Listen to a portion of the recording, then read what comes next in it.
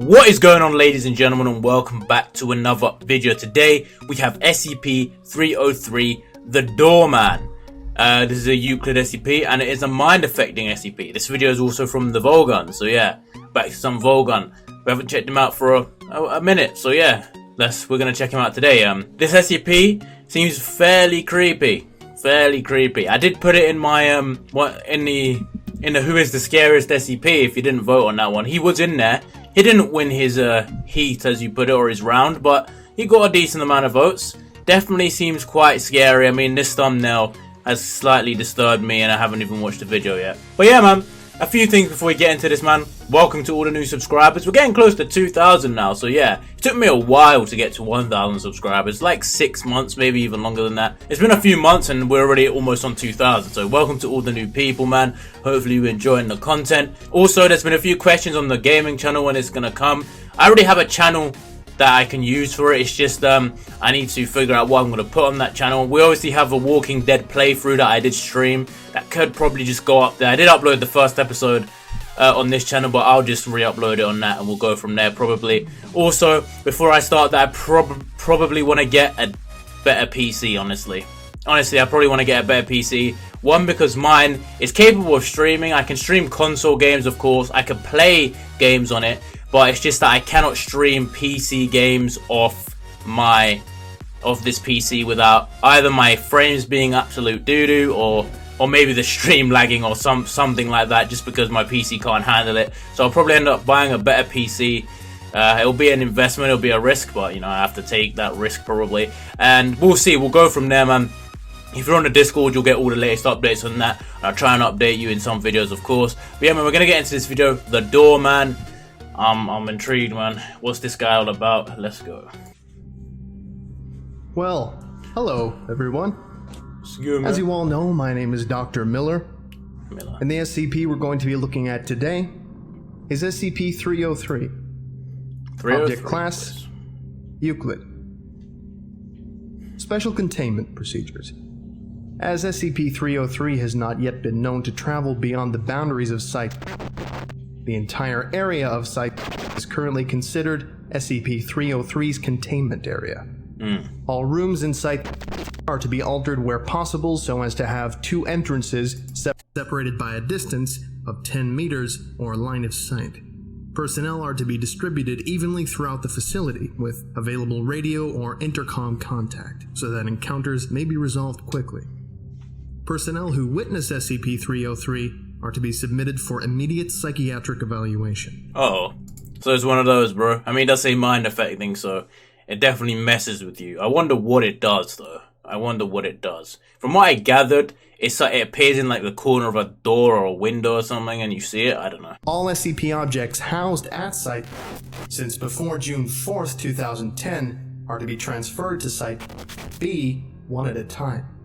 Each SCP object will be transferred again to Site A once it can be verified that SCP-303 has not migrated from Site with it. Once SCP-303... Right, so they're trying to see if any of the SCPs are what causes it. Is that what they're trying to do by moving them from Site here to there? 303 either migrates to Site B or remains present at Site. Once all SCPs in question have been transferred to Site A, containment procedures will be updated as appropriate. Description. Witnesses describe SCP-303 as a nude, sexless, emaciated humanoid figure with reddish-brown skin. Instead of normal facial features, its head is dominated by an extremely large mouth, which bears a set of oversized human teeth. That just sounds so disturbing. If it's naked, it's just worse. Like the Yule Man. Why is it not wearing clothes? Just get him something, man. Get him a shirt, bro. Continually vocalizes a wheezing noise, loud enough to be heard from the other side of most solid doors.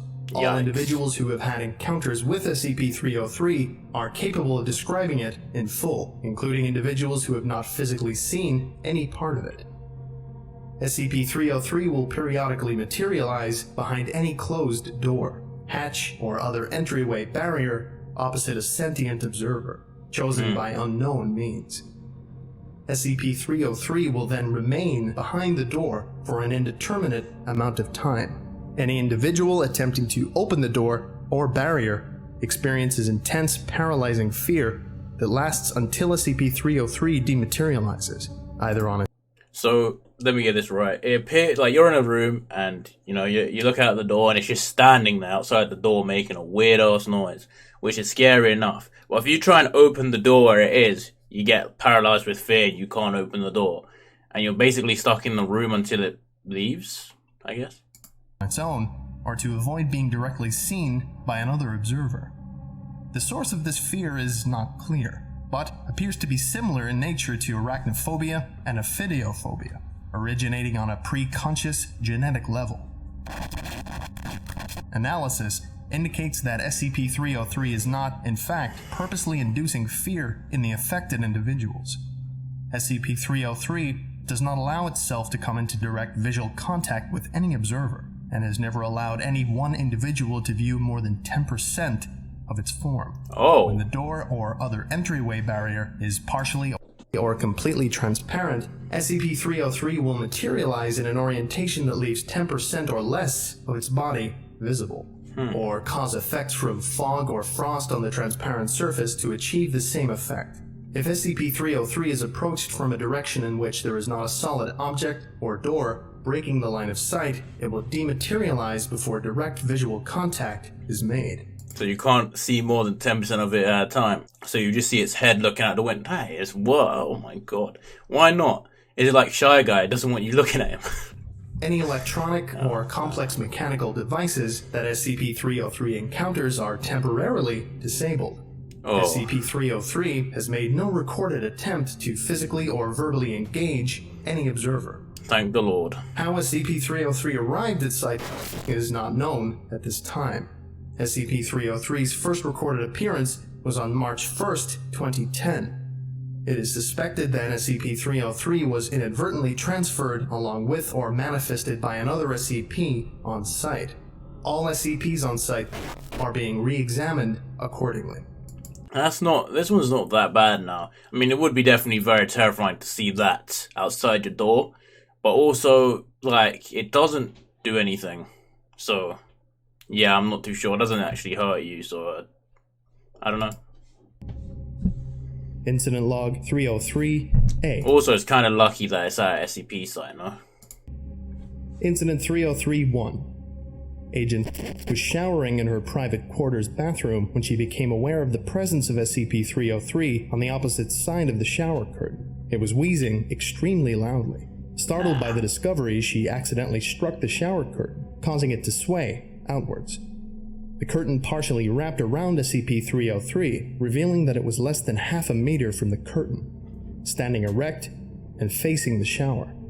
Agent reports spending approximately the next 3 hours sobbing in the shower, quietly, as not to disturb SCP-303.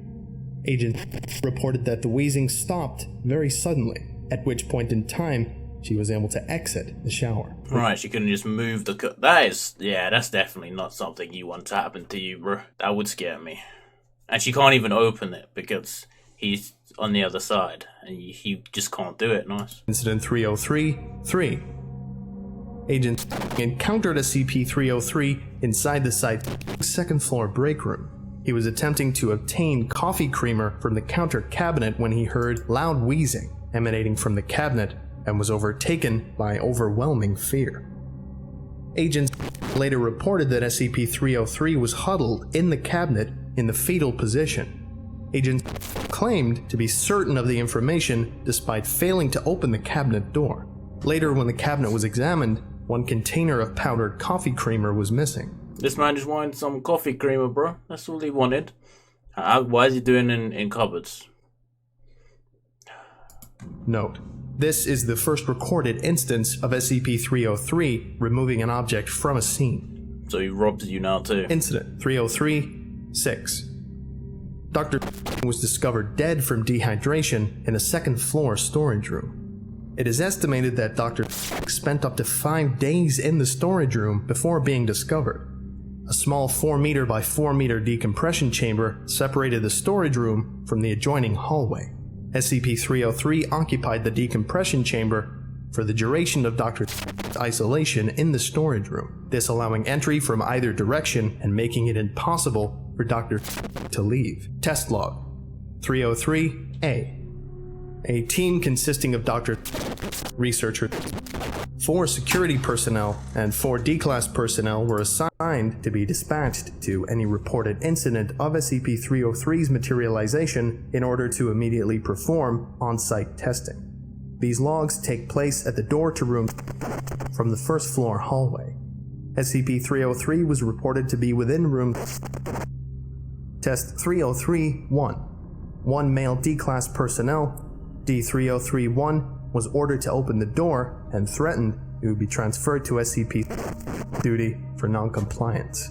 Oh no. He refused, citing You already know he said it's SCP-682 duty. That's what they said. extreme fear.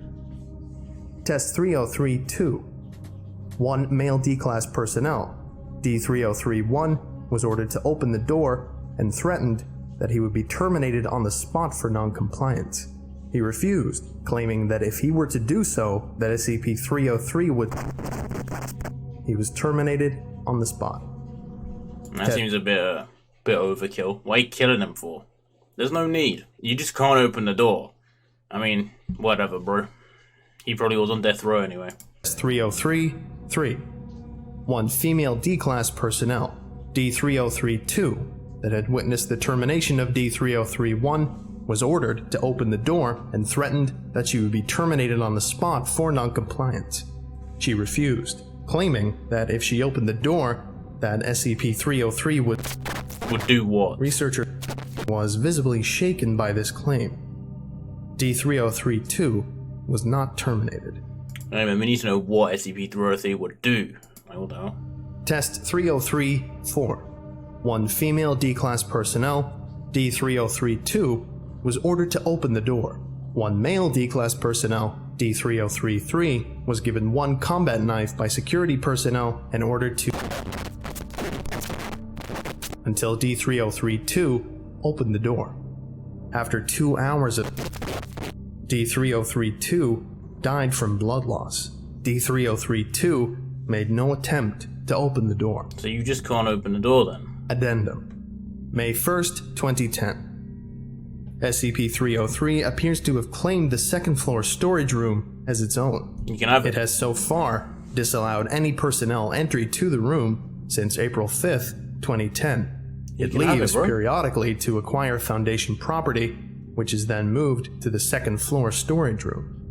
To date, the following list describes all non-classified items taken by SCP-303. 1 cryotube, 3 sets of standard Foundation surgical equipment, 2 D-Class research cadavers, Took 2 dead bodies. Are you sure this isn't like the spirit of 049 just trying to operate on some dead bodies out here?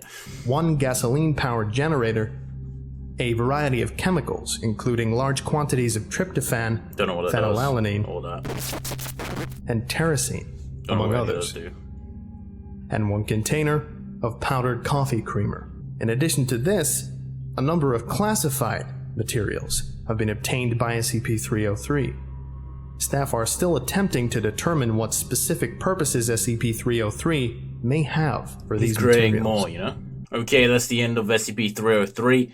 I mean, he's kind of creepy. I mean, the thumbnail was definitely more creepy than the SCP itself. I mean, it's kind of scary. You can't open any doors that he is behind, so yeah, it's a sticky one. Now, obviously, there's nothing they could do about that. Don't know why he's robbing stuff. Probably trying to do something crazy. I wish we knew everything he was robbing. And I wish he knew what the blurred out part of what he was going to do to the D-Class. I want to know what that was too. But obviously, you're not allowed to know. So yeah, man, that's the end of this one, man. Be sure to leave a like and subscribe if you are new. And I'll see you all next time.